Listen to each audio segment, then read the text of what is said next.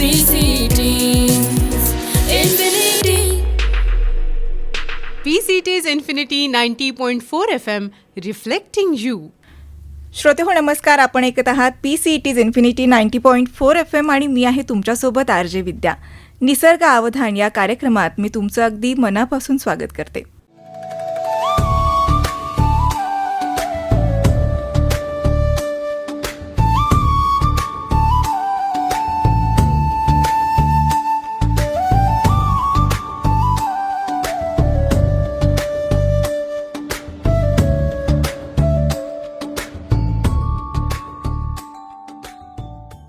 श्रोते हो, निसर्गाकडे पुन्हा एकदा जाणीवपूर्वक पाहण्याचा, त्यांच्याशी नातं जोडण्याचा एक छोटासा प्रयत्न आपण आपल्या या निसर्ग अवधान या कार्यक्रमातून करत आहोत. आज आपल्या स्टुडिओमध्ये उपस्थित आहेत एक व्यक्तिमत्व ज्यांच्या कॅमेऱ्याने फक्त फोटोच नाही तर काळ, संस्कृती आणि निसर्ग जपण्याचं काम केलंय. कोल्हापूर जिल्ह्यातील शाहूवाडी तालुक्यातील खेडे इथं राहणारे विलास तोळसकर आज आपल्या इथं उपस्थित आहेत. सर, तुमचं मनापासून स्वागत. धन्यवाद मॅडम. व्यवसायाने फोटोग्राफर, पण मनाने आणि संस्कृतीनं निसर्ग जपणारे एक संवेदनशील कलाकार. गेल्या 20 वर्षापासून गावागावात कार्यक्रमांचे क्षण टिपताना त्यांनी फक्त चेहरेच नाही तर वाडी वस्तीवरील लोकांचं जीवन, बदलत चाललेली गावं आणि हरवत चाललेली परंपरा आपल्या कॅमेऱ्यात बंदिस्त केली आहे. निसर्गाचा होणारा ऱ्हास, वृक्षतोड आणि पर्यावरणाबद्दलची जागृती हे त्यांच्यासाठी फक्त विषयच नाहीत तर त्यांची एक जबाबदारीसुद्धा आहे.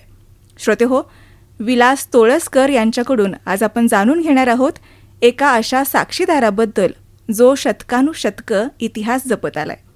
हा साक्षीदार कोणी व्यक्ती नसून 600 वर्षाचा काळ आपल्या अंगाखांद्यावर झेलत उभं असलेलं हे बेहड्याचं झाड आहे.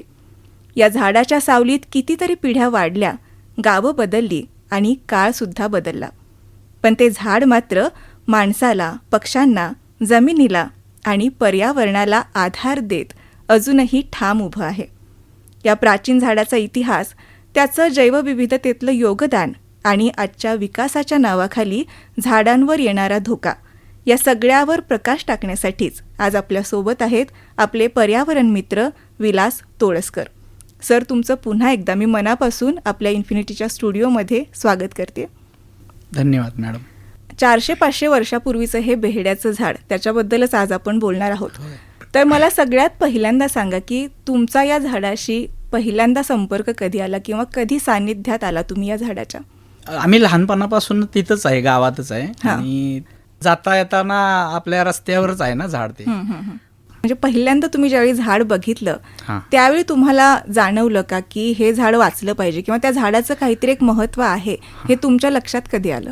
माझ्याकडे मित्र आलेले, त्यांना मी दाखवलं झाड. तर पहिल्यांदा मला वाटायचं की हे झाड मोठं आहे खूप, काहीतरी, पण तेवढं आम्हाला माहीत नव्हतं. आणि बाहेर फिरल्यावर लक्षात आलं की अरे झाडं खूप महत्त्वाचे आहेत आणि इतर ठिकाणी बघितल्यापेक्षा आपलं हे झाड खूप मोठं आहे आणि ते खूप महत्त्वाचं आहे. नंतर माझ्याकडं ते डॉक्टर अमोल पाटील म्हणून ते निसर्ग मित्र संस्था आहे, ते फिरायला आलेले. ते आले, आम्ही फिरून जंगलातून आलो आणि घरी आल्यावर म्हटलं चला तुम्हाला एक झाड दाखवतो. मग आम्ही ते बघायला गेलो. बघायला गेल्यावर त्यांना ते एकदम अवाक झाले की अरे हे झाड एवढं मोठं आहे. आणि माझे मित्र फोंडे सर आणि माळी सर आलेले, त्यांनी पण सांगितलं की हे झाड खूप मोठं आहे, किती पिढ्या गेल्या असतील. तरी मोठं म्हटल्यानंतर आपल्याला अंदाजे त्याची उंची किंवा त्याचा घेर किती आहे हे सांगता येईल का? आता त्याचा घेर आहे तो कमीत कमी 35 फूट आहे. बर. आणि त्याची उंची आहे ते मला वाटतंय म्हणजे 100, 125, 150 फुटापर्यंत आहे वरती. बर बर. आणि कमीत कमी त्याचा घेर आहे तो अर्धा एकर पर्यंत तरी असेल. असं म्हणजे त्याची सावली पडते 100-150 फूट त्याची सावली पडते असे. बरं, इतकं मोठं झाड 600 वर्षापूर्वीचं तुम्ही म्हणताय आणि या झाडाला एक इतिहास लाभलेला आहे, तर त्याबद्दल तुम्हाला काय सांगता येईल? आता त्या झाडाबद्दल सांगायचं बोललं तर त्या झाडानं खूप उन्हाळे पावसाळे बघितलेत आणि झाडानं जमिनीची धूप थांबवली, खूप लोकांना सावली दिली, कितीतरी लाखो लोकांना सावली दिली असेल एवढ्या वर्षात. ऑक्सिजन किती लोकांना दिला, म्हणजे कमीत कमी 50,000 ते 1.5 लाख किलो एवढा वर्षात त्यानं ऑक्सिजन तयार केला. 25-50 हजार कार्बन डायऑक्साईड त्यांनी रोखून धरला. की जमीन सुपीक केली समजा, किंवा मधमाशाची पोळी त्याच्यावरती आहेत, पक्ष्यांचं घरटं आहे, जीवजंतू आहेत म्हणा, किती परजीवी वनस्पती आहेत. मग असं एवढा डोलारा त्या झाडानं सांभाळला. पण या सगळ्या गोष्टीची जाणीव तिथल्या स्थानिकांना, गावकऱ्यांना आहे का? हो, नक्कीच आहे. थळ पांढर म्हणून एक देवस्थान आहे आमचं, त्यामुळे ते देव म्हणूनच त्याचा सांभाळ केला आहे. गावातली लोक त्याचं पान सुद्धा तोडत नाहीत, की बाबा हे देवाचं आहे आणि ह्याला धक्का नाही लागला पाहिजे, म्हणून त्याच्याकडे देव म्हणूनच बघितलं जातं. अच्छा, म्हणजे कुठला तरी एक गोष्ट अशी आहे की जेणेकरून ते झाड वाचावं किंवा त्याला धक्का बसू नये म्हणून ही गोष्ट होते. आता ही 600-700 वर्षापूर्वीची जी झाडं असतात, जसं हे बेहड्याचं झाड आहे तसं अजूनही बरीच झाडं आपल्या निसर्गामध्ये आहेतच, तर त्याची वैशिष्ट्य आपल्याला काय सांगता येतील? त्याची वैशिष्ट्य म्हणजे की निसर्गासाठी खूप महत्वाचं काम करते. झाडाचं वैशिष्ट्य म्हणजे एक तर पाणी धरून ठेवते, परत जमीन सुपीक ठेवते, पशु पक्ष्यांना निवारा राहतोय, म्हणजे सावली देते, ते इकोसिस्टीम चालवते तिथं. बरोबर. आता तुम्ही म्हणालात की इतकं वर्षापूर्वीचं झाड, इकोसिस्टीम महत्वाची आहे, तर या झाडावर अनेक पशुपक्षी असतात, कीटक असतात, तर ही जैवविविधता जी आहे ती नेमकी कुठल्या कुठल्या प्रकारची किंवा कशा पद्धतीची असते आणि काम कशा पद्धतीनं करते? मधमाशांच्या यानं परागीभवन होतं तर त्यांना पिकाची खूप वाढ होते, शेतकऱ्यांना त्याचा फायदा होतो. एक झाड कितीतरी लोकांना जगवण्याचं काम करतं. बरोबर. मग ते माणसापासून, पशुपक्ष्यापासून, कीटकापासून सगळ्याच्या ह्याच्यात ते योगदान देते. बरोबर. आता अशा मोठ्या झाडांना मदर प्लांट म्हणतात, म्हणजे हे मोठं झाड प्रत्येक लहान झाडाची आई आहे असं आपण म्हणतो. तर ते कशा पद्धतीनं आई म्हणून या लहान झाडांसाठी उपयोगाचं आहे किंवा काम करतं? आई ही गोष्ट अशी आहे की आई सगळ्यांचा सांभाळ करते, तसं ते झाड आई म्हणून त्या आजूबाजूच्या सगळ्या निसर्गाचा सांभाळ करतं. त्याच्यावरती येणारं बी, त्याच्यापासून खूप झाडं तयार होतात, त्याचे नवीन रोपं तयार होतात, आणि ते एका जनुकीय याचे झाड असतं ते, कारण त्याच्यापासून जे उत्पन्न झालेलं आहे सेम त्याचे रोगप्रतिकारशक्ती जास्त असते, कारण त्यानं एवढं वर्ष बघितलेत. मग ते उन्हाळा पावसाळा एवढं सहन केल्यामुळं त्याच्यात खूप अशी ताकद आलेली आहे. त्यातनं जे निर्माण होणारी झाडं आहेत त्यांची पण ताकद खूप असते. आपली आई कशी आपल्याला काय मागितलं तरी आपली देते, तसं ते झाड त्या आजूबाजूच्या झाडांना कुठं काय कमी पडतंय काय तर त्याच्याकडे भरपूर आहे, मग ते त्यांना सपोर्ट करतं द्यायला. म्हणजे झाडांचं नेटवर्किंग असतं असं म्हणतात, तर ते नेटवर्किंग अशा पद्धतीनं काम करतं. समजा एखाद्या झाडाला पाणी कमी पडते तर स्वतः जमिनीतलं पाणी शोषून मुळांच्या मार्फत दुसऱ्या झाडांना ते देणं. नेटवर्क, आता आपण समजा मोबाईलचं नेटवर्क आहे आपल्याला, आपण म्हणतो नेटवर्क गेलं तर मोबाईल बंद होतात, कुठेतरी खंडित होतं. तसं पूर्ण जगभर झाडांचं एक जमिनी खालून जाळ आहे. मग ते जाळ आहे ते आपल्याला दिसत नाही, पण ते प्रत्येक झाडाशी कनेक्ट आहे. मग ते आपल्याला दिसत नसल्यामुळे ते खालून, जमिनी खालून प्रत्येक झाडं एकमेकाच्या मुळाला टच झालेले आहेत. बरोबर. मग समजा काय उन्हाळ्यामध्ये त्याच्याकडे आता भरपूर साठा आहे, कुठं कमी पडतंय ते त्यांना पुरवण्याचं काम, म्हणजे त्यांचं नेटवर्क असल्यामुळे ते कुणाला काय कमी पडतंय ते माहीत पडतं की चला मग ते इकडून सप्लाय करतात, म्हणजे असं. मग ते तेवढं झाड ते कितीतरी झाडांना सपोर्ट करते, म्हणून त्याला मदर प्लांट. अच्छा, आता अशा झाडांना वाचवण्याचं काम सुद्धा बऱ्याच संस्था करतायत, तर तुम्हाला कुठल्या संस्था अशा माहिती आहेत का जे हे झाड वाचवण्यासाठी किंवा अशा प्रकारची अजून झाडं वाचवण्यासाठी प्रयत्न करतायत, आणि त्या पाठीमागचा उद्देश काय आहे? आता निसर्ग संस्था आहे, सह्याद्री देवराय, पाणी फाउंडेशन सारखी संस्था आहे. बरोबर. आता वर्ल्ड हेरिटेजचा दर्जा अशा झाडांना दिला जातो, तर हा दर्जा देण्यासाठी कुठले निकष असतात, कुठला अभ्यास करून हा दर्जा दिला जातो आणि त्याचा फायदा आपल्याला किंवा त्या झाडांना काय होतो? आता त्या झाड किती मोठं आहे, उपयोग त्याचा काय आहे. आता हे बेड्याचं झाड आहे तर त्याचा उपयोग आपल्याला त्रिफळा चूर्ण जो आयुर्वेदातलं आहे तर त्यातला महत्त्वाचा घटक आहे पेढा. आणि त्यामुळं पचन, खोकला किंवा बऱ्याच अशा व्याधी आहेत ते त्यामुळं बऱ्या होतात.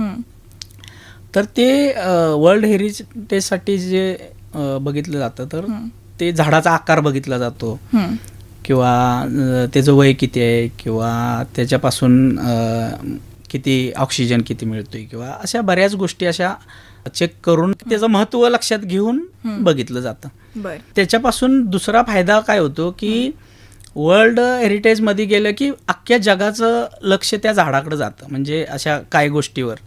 मग त्याचं संवर्धन होणं गरजेचं असतं. मग त्यासाठी देशातले किंवा राज्यातले जे सरकार असतं किंवा बाहेरच्या संस्था असतात म्हणजे निसर्गावर काम करणारा किंवा अशा झाडांना कोणी धक्का नाही लावू शकत. जर त्या यादीमध्ये ते झाड गेलं तर कोणीही तोडू नाही शकत किंवा गैरवापर होणार नाही. काही लोक अभ्यास करायला येतात, समजा पर्यावरण प्रेमी असतील, काय शाळेची कॉलेजची मुलं असतील, मग ते बघायला येतात की बाबा चला आपण त्याच्यावर अभ्यास करूया, मग त्याच्यावर कुठले कीटक आहेत, पक्षी आहेत. आता शाश्वत विकासाच्या गोष्टी आपण करतो आहोत आणि या शाश्वत विकासासाठी अशी मोठमोठी झाडं तोडली जातात. पण मला एक विचारावं असं वाटतं की एक मोठं झाड तोडून सिमेंटच्या इमारती बांधणं हे कितपत योग्य आहे, त्याचा फायदा किंवा तोटा काय असेल, आणि एक झाड तोडल्यानंतर आपण असं म्हणतो की या झाड तोडल्यानंतर आपण इतकी झाडं लावणार आहोत किंवा लावली जातील, पण खरंच ती कमी इतक्या मोठ्या झाडांची भरून निघते का? अशी किती झाडे लावावी लागतील एका झाडाची कमी भरून काढण्यासाठी? तर त्याबद्दल तुम्ही काय सांगाल? आता म्हणजे आता त्याचं कसं आहे की समजा एक झाड तोडलं मोठं तर निसर्गामध्ये कमीत कमी 2-2.5 सेल्सिअस तापमान वाढणार, जमिनीची धूप होणार, परत त्या झाडावर राहणारे पक्षी, कीटक, मधमाशा, ती पोळी ती नाहीशी होणार. ठीक आहे, तुम्ही समजा आपण एक झाड तोडलं, आपण 100 झाडं लावू, 1000 झाडे लावू, पण ती झाडं लावल्यावर ठीकच आहे की, पण त्या झाडानं 100 वर्षाचा, 200-500 वर्षाचा जो इतिहास बघितला किंवा काळ बघितलाय तो कधी मिळणार आपल्याला? कारण तो उभा करायला परत 700 वर्ष जायला पाहिजे पुढं. मग तो काळ येणार नाही ना. आपण झाडे लावू भरपूर, मग ते काळ कुठून आणणार? काळही येणार नाही आणि जो फायदा आपल्याला मिळतो पर्यावरण व्यवस्थित राहण्यासाठीचा तो कुठेतरी खंडितच परत आपल्याला तितकी वर्ष वाट बघावी लागणार, तेवढी वर्ष वाट बघावी लागणार. आणि त्यामुळं काय होणार, त्यानं जे दिलेला ऑक्सिजन, त्यानं धरून ठेवलेला कार्बन डायऑक्साईड, मग हे लगेच भरून येणारी गोष्ट नाही ना ती. त्यानं दिलेली सावली एवढ्या लोकांना, ती आपण कुठल्या ह्याच्यात मोजू शकत नाही ना. या झाडाबद्दल इतकं बोलताय, या झाडाबद्दल तुम्हाला आत्मीयता आहे, तुमच्या वेगवेगळ्या फोटोंमधून तुमची ती आत्मीयता आमच्यापर्यंत पोहोचते सुद्धा. तर हे झाड वाचावं म्हणून तुम्ही नेमकं प्रयत्न काय करता? किती जिव्हाळ्याचं आहे हे तुमचं झाड? की झाडच ही आमची ओळख असणार आहे. आता मी सकाळी उठल्यावर सायकलिंगला जातो किंवा फिरायला जातो, त्यावेळी पहिल्यांदा झाडाजवळ जाऊन तिथं बघायचं की आता लोकांचा ओघ वाढलाय ना. मग ते एक बाहेरच्या इंग्लंडवरनं काय बघायला आले लोक, परत बरीच लोक आले किंवा सयाजी शिंदे सर आले बघायला. मग त्यामुळं ते अजून लोकांचा फोकस वाढला की अरे ते नेमकं झाड कसं आहे, कुठं आहे बघायला जायला. मग ते बघायला येताना डायरेक्ट येऊन धडकतात तिथं, मग त्याला डायरेक्ट जाऊन हात लावणं, त्याचा थोडासा प्रॉब्लेम होऊ शकतो किंवा म्हणजे बऱ्याच गोष्टी निसर्गात केमिकल युक्त गेल्या, प्लास्टिक गेलं की मग ते हळूहळू तिथली जैवविविधता बिघडायला लागते. मग ते मी रोज जाऊन सकाळी बघतो, कारण दिवसभर आपण तिथं बसू शकत नाही. बरोबर. मग बघायचं जाऊन कोणी काय टाकलंय का तिथं, प्लास्टिक पडलंय का, अजून कोणी काय तोडलंय का. येणाऱ्या लोकांनी काय करायला पाहिजे, फक्त ते झाड बघण्यापेक्षा ते पण आजूबाजूला बघा, बाकीची पण झाडं आहेत आणि तिथं आल्यावर पूर्ण झाड बघायचं अगोदर, नंतर मग त्याचा छोटा छोटा पार्ट बघायचा, तर ते त्याची मजा येईल ना. होय. नाही तर डायरेक्ट ते भव्यता बघण्यापेक्षा त्याच्या छोट्या छोट्या जी गोष्ट बघत गेलं तर मग चांगलं वाटतंय. इतकं स्वच्छ निसर्ग असतो, कारण तो काय स्वतःहून आपलं घाण काय करत नाही. होय. त्याचं जे काय असेल ते आपण जाऊन तिथं घाण करतो. बरोबर आहे ना. त्यामुळे आपण गेलं की प्लॅस्टिक टाकतो किंवा खालेलं कागद टाकतो. बरं, ती जबाबदारी उचलायची आपलीच असती, पण आपण नाही उचलत. हा, मग खूप कमी लोक असतात की तिथं जाऊन ते उचलणार. किंवा कुठेही समजा आता आपण गडावर गेलो किंवा अजून कुठल्या जंगलात गेलो तर कुठेतरी आपल्याला प्लास्टिकचा कागद दिसतो, तिथनं कितीतरी लोक जात असतात पण तो कागद उचलत नाहीत. पण ती एखादा माणूस, त्यात 100 लोक गेले तर एखादा माणूस असतो, अरे हे पडायला नाही पाहिजे इथं जंगलात, तसं ते उचलून घेतात. मग तसं नाही करायला पाहिजे. बरोबर. की बाबा ते वाचायला पाहिजे, व्यवस्थित राहायला पाहिजे. ह्याच्यापासून, झाडापासून आपल्याला काहीच हे होत नाही ना, तर आपण पण त्याला काय नाही करायला पाहिजे. बरोबर आहे. हे महत्वाचं विषय आहे. आता या गोष्टी जशा कळत जातील तसा माणसांचा, लोकांचा ओघ वाढतच जातो. कारण त्याची वेगवेगळी असू शकतात. पण मग तुम्ही वैयक्तिक लेवलला त्या माणसांना तिथं येण्यापासून जरी आली तरी काय केलं पाहिजे हे तुम्ही तिथं सांगता का? किंवा सांगितलं तरी ते लोकांना पटतं का? हा, आता ज्यांना माहिती आहे, म्हणजे निसर्गाविषयी माहिती आहे, त्यांना पटतं. पण अजून लोकांना एवढं हे झालेलं नाही. काही ठराविक लोक येतात, ते बघून खूप आनंद घेतात की अरे एवढं मोठं आम्ही आमच्या आयुष्यात कधी बघितलं नाही. म्हणजे ते जे इंग्लंडवरून आलेले ते पण बोलले की आम्ही खूप फिरलो झाडं बघायला, पण हे झाड खूपच मोठं आहे. मग हे वाचणं खूप गरजेचं आहे.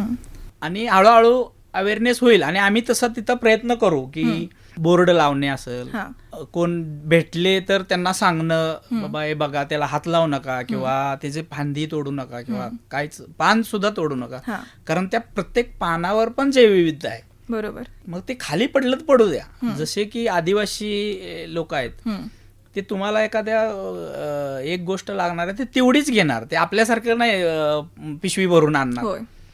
असं मग तुम्ही बघा, आनंद घ्या आणि चला.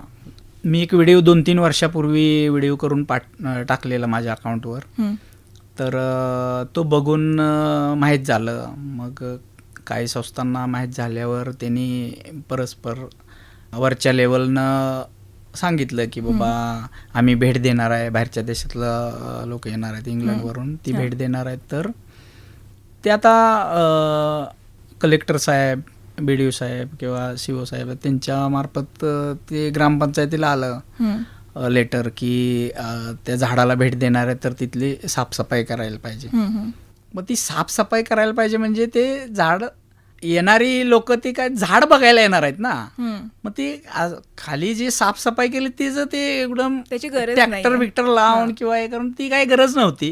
ते वाट केली असती थोडी आणि झालं असतं. बरोबर. मग ती काय केलं, ट्रॅक्टर बिक्टर लावून सगळी साफसफाई केली. मग त्या झाडाखाली जी वरून फांद्या पडलेल्या, मग त्याचं ते कुजण्याची प्रक्रिया, मग ते कुजण्याची प्रक्रिया व्हायला जे किटाणू वगैरे जे असतात किंवा ज्या पेशी असतात, वाळवी असते, ते त्यांचं काम चाललेलं असतं. बरोबर. किंवा तिथं गांडूळ खत, एवढा पाला एवढ्या वर्षाचा, म्हणजे मी लहान होतो तेव्हापासून तिथं कोण जात नव्हतं. मग तेव्हापासून पडलेला पाला दरवर्षी त्याचं नवीन म्हणजे गांडूळ खत होणं, परत त्याच्यावर थर दुसरा पडणं. मग ते इतकं असं नैसर्गिक होतं. फुल असं त्या बाजूनं मोगरा उगवलेला, तिथं इतका वास भारी आणि एकदम आच्छादन होतं असं त्याच्यावरती. मग यांनी ते सर्व असं काढून टाकलं ना. मग तिथं ग्रे फ्रॉग नावाचा बेडूक होता. मग तो खूप रेअर असतो. मग ते अशा जिथं कोण माणूस जात नाहीत तिथंच त्यांचा अधिवास असतो. बरोबर. मग तो आता अधिवास नष्ट झाला नाही. मग ते वाईट वाटतं की असं नाही व्हायला पाहिजे. मग येणाऱ्या लोकांना काय झाडच बघायचं आहे ना, मग ते झाड लांबून पण बघता येते ना. ते जवळ जायला किंवा तिथलं हे करायला काय गरज नाही. पण ते हळूहळू होईल आता व्यवस्थित. पण नंतर तरी कुठल्याही झाडाजवळ गेलं की तिथली त्याच्या आजूबाजूची जी वातावरण असतं किंवा तिथली जी कंडिशन असते त्याला अजिबात धक्का लावता कामा नये. कारण अभ्यास करणारी लोकांना काय गरज असती की त्या झाडाखाली काय काय आहे, तिथं काय उगवलंय, तिथं तिथले जे परिसरात तिथं कुठले पेशी कुठले आहेत काय, त्याचा अभ्यास महत्वाचा असतो ना. बरोबर. तेच जर आपण काढून टाकलं तर ते झाडाकडे बघून काय करणार आहे. खरं. त्याची भव्यता दिसणार आहे तेवढंच बघणार आहे ना तुम्ही. तुम्हाला अभ्यास करायचा असेल तर ते खाली बघायला पाहिजे. मग ते खाली कसं व्यवस्थित राहील ते आपण आता बघायला पाहिजे. त्यासाठी तुम्ही काय करायला पाहिजे. बरोबर. आणि मला असं वाटतं की हे एकट्या माणसाचं काम नाही. जसं तुम्ही 24 तास तिथे अवेलेबल नाही राहू शकत, तर 24 तास लक्ष ठेवणं पण तितकंच गरजेचं आहे, तर ती गोष्ट पुढं होणार आहे. तर त्यासाठी तुमच्या डोक्यामध्ये असे काही प्लॅन आहे का की आपण या गोष्टी केल्यानंतरच त्या गोष्टी, ज्या झाडाखालची जैवविविधता आहे किंवा झाडावरची, ती टिकून राहणार आहे? आता तिथं शेती आहे आजूबाजूला सर्व गावातल्या लोकांची. मग तिथं कोण नाही कोणतरी कायम जात राहतं त्याच्या बाजूनं. पण बाहेरनं येणारी लोक फक्त ते बघायसाठीच येतात ना. मग काय होणार की ते येणार, बघणार, ठीक आहे. आता ते ग्रामपंचायत लेवलला काय करता येईल त्याच्यावर आता काम चालू आहे. आणि त्यानुसार आम्ही मग कंपाऊंड करून घेईन त्याला, किंवा तिथं पोस्टर लावून त्याची माहिती, आणि ते बाबा तुम्ही इथले जैवविविधतेला अजिबात धक्का न लावता तुम्ही बघू शकताय असं. आणि सगळ्यात महत्वाचं की गावात अवेअरनेस करायचा आहे. बरोबर. की प्रत्येक माणसाला त्या झाडाविषयी इतकी आत्मीयता वाढली पाहिजे. लहानपणापासून एखादी गोष्ट आपण बघितली तर त्याचं एवढं महत्व वाटत नाही ना. आत्ता लोक बाहेरनं बघायला येतात तर ती मग आपली गावातली पण लोक बघायला, अरे काय आहे बघूया, असं होतं. म्हणून मग प्रत्येकाला कळलं पाहिजे की हे झाड खूप महत्वाचं आहे आणि हे आपल्यासाठीच खूप महत्व आहे, आपल्या पुढच्या पिढीसाठी महत्वाचं आहे. अगदीच. तर मग त्याचं अवेअरनेस होईल. आणि सगळ्यात महत्वाचं की शाळेच्या मुलांमध्ये जी जनजागृती करणं आहे, तर त्या बाबतीत पण प्रयत्न केले पाहिजेत. आता निसर्ग वाचवायचा असेल तर लहानपणापासून निसर्गाविषयी आवड निर्माण झाली पाहिजे. आणि ती आवड निर्माण करायचं काम शाळेतून व्हायला पाहिजे. फक्त पुस्तक वाचून शाळा शिकली असं नाही होत.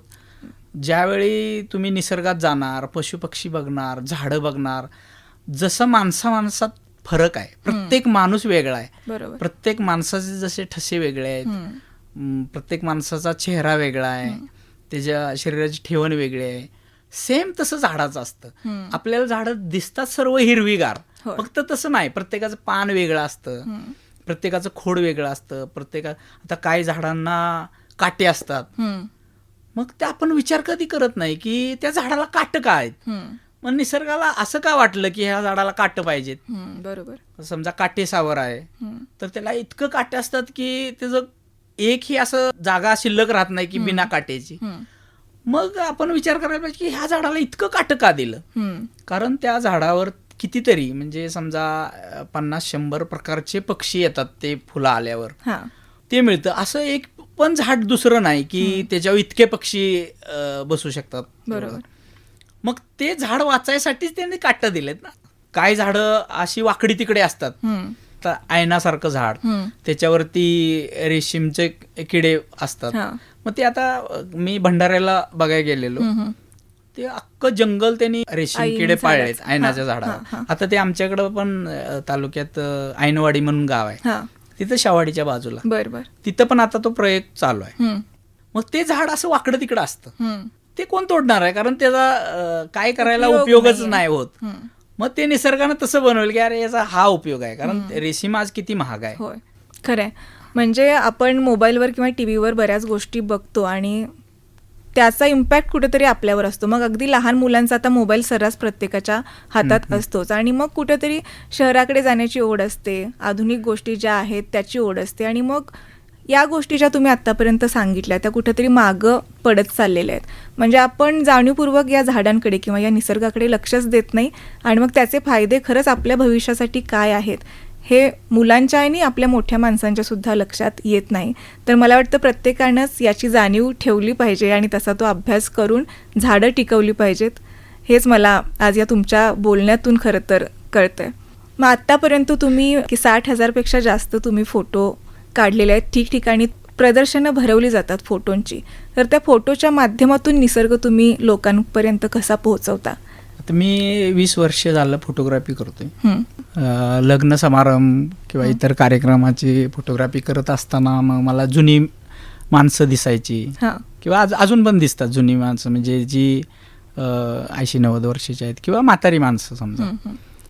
मग त्यांच्यात बदल व्हायला लागला, म्हणजे त्यांचे कपड्याचे जे म्हणजे स्टाईल असेल किंवा परंपरा असेल, मग ती आत्ता कमी कमी कमी व्हायला लागल्या. मग ती पुढच्या पिढीला कसं कळणार की पाठीमागची आपली माणसं कशी होती, आपली आजी कशी होती, आजोबा कसे होते.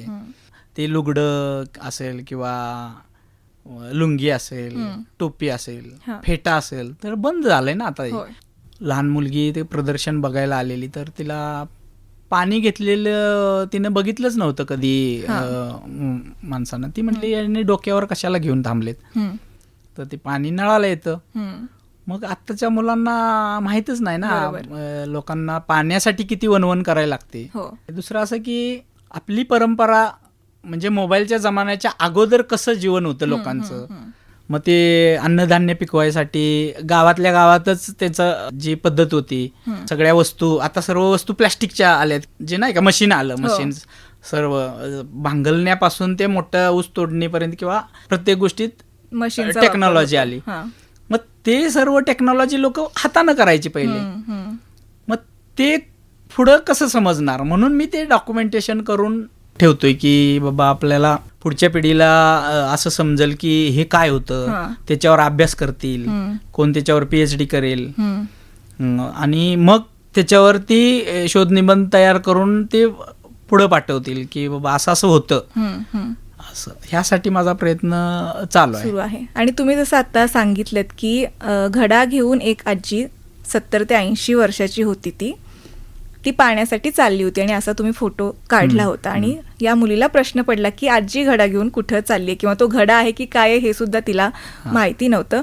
यावरून तुमच्या फोटोवरून एक लक्षात येतं गोष्ट की आजी जे पाणी आणायला जात होती ते एका झऱ्याचं असेल, एका नदीचं असेल आणि ते प्युअर होतं. त्याला प्युरिफाय करून ती आजी पाणी घेत नव्हती. आणि आत्ता असा बदल आपल्याला जाणवतो की जे पाणी आहे ते मशीनमधून येतं आणि ते प्युरिफाय केलेलं पाणी आपण पितो. निसर्ग आपल्याला काय देतो हे इथंच कळतं खरं तर. म्हणजे झऱ्याचं आणि नदीचं पाणी जे नॅचरल आहे, जे निसर्गानं आपल्याला दिलेलं आहे, त्याची शुद्धता ही तपासून सुद्धा बघावी लागत नाही. ते डायरेक्ट आपण तिथं पिऊ शकतो. इतकं आपल्याला निसर्गानं दिलंय आणि ते आपण टिकवलं तर ते आयुष्यभर पुढे आपल्याला प्युरिफाय न केलेलं पाणी प्यायला मिळेल. पण आता शहराच्या ठिकाणी असं बघतो की नद्या इतक्या प्रदूषित झालेल्या आहेत की पाण्यातली सत्व पूर्ण निघून जाऊन ते प्युरिफाय करून आपण पितो. आणि हेच खरं तर या 2 पिढीतलं फरक आहे हे कळतो. आणि हाच खरं तर मुलांपर्यंत आणि प्रत्येकापर्यंत पोहोचायला हवा आणि तो तुम्ही पोहोचवण्याचा प्रयत्न अगदी मनापासून करताय. हे खूप छान आहे खरं तर आणि याची गरज सुद्धा आहे. झाड वाचलं पाहिजे, जी आत्ता आहेत ती झाडं वाचली पाहिजेत. ती तोडून आपण दुसरी लावून मग आपण पुढचा विचार करतो म्हणालात तर त्यासाठी खूप मोठा काळ लोटणार आहे. आणि पुढच्या पिढीसाठी हे खूप भयावह असंच वास्तव आहे असंच म्हणायला लागेल खरं तर.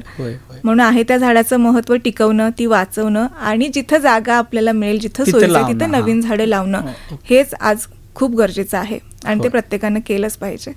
तर श्रोते हो, आजच्या संवादातून आपण जाणून घेतलं की एक झाड म्हणजे फक्त एक खोड नसतं, फांद्या नसतात आणि पानंही नाहीत, तर एक जिवंत अशी परिसंस्था आहे. एक छोटंसं जंगल, एक इतिहास, एक संस्कृती आणि आपलं भविष्य म्हणजे ही झाडं असतात.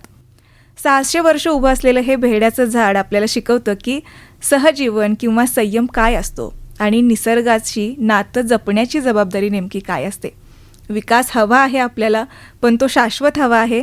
आणि झाड तोडून उभे केलेले जे प्रोजेक्ट आहेत ते कदाचित आपल्याला इमारती देतील, पण झाडं जपली तर ती आपल्याला श्वास देतील, सावली देतील आणि आपलं जीवनसुद्धा आपल्याला देतील. आजची पिढी जर श्रोते हो सजग झाली ना, तर पुढची 50-100 वर्षांनी आपली पुढची पिढी असं म्हणेल की अशाच एका भव्य झाडाखाली आपण सुद्धा उभे राहूयात आणि हे आपण लावलेलं झाड आहे म्हणून आज आपण इथे आहोत. हेच आजच्या या मुलाखतीतून आपल्याला कळतं. सर, तुम्ही इथे आलात आणि ही झाडाबद्दलची किंवा निसर्गाबद्दलची जी माहिती आहे, जी जनजागृती आहे, ती आपल्या श्रोत्यांपर्यंत व्हावी म्हणून जे तुमचे प्रयत्न चालू आहेत त्याबद्दल खरंच खूप धन्यवाद. Thank you madam, thank you.